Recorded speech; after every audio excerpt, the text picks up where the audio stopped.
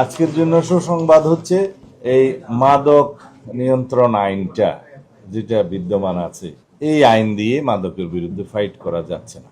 মাদক দ্রব্য নিয়ন্ত্রণ অধিদপ্তরের কর্মকর্তাদের, ইন্সপেক্টরদের সক্ষমতা বাড়ানো যাচ্ছে না। আপনারা হয়তো জানেন, মাদক দ্রব্যের ব্যবসায়ী, চোরা কারবারি যারা করে তাদের সশস্ত্র গ্রুপ আছে, কিন্তু আমাদের মাদক দ্রব্য নিয়ন্ত্রণ অধিদপ্তরের কর্মকর্তাদের যারা ইন্সপেক্টর, যারা অপারেশন করতে যায়, অভিযান চালায়, তাদের কাছে কোনো অস্ত্র নাই।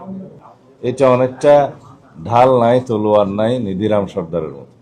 তারপরে সাফিসিয়েন্ট ল্যাবরেটরি নাই মাদকদ্রব্য নিয়ন্ত্রণের। মাদকদ্রব্য ধরা পড়ার পরে যে একটা আইনি ব্যবস্থা, তাকে এটা মাদক কিনা টেস্ট করার জন্য কি পর্যায়ে কয়েকটি ল্যাবরেটরি আছে।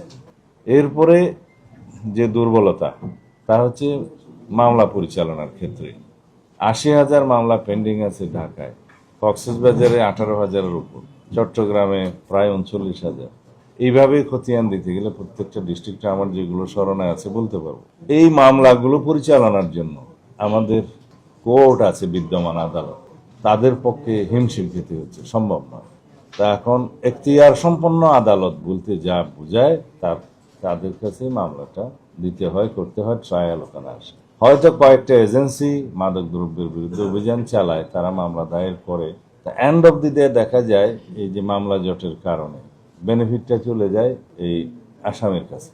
এখন সেই পরিস্থিতি থেকে মুক্ত পাওয়ার জন্য আমরা মাদক দ্রব্যের জন্য আলাদা ট্রাইব্যুনাল সৃজনের প্রস্তাব দিয়েছি, পাশাপাশি এখতিয়ার সম্পন্ন আদালতও থাকবে।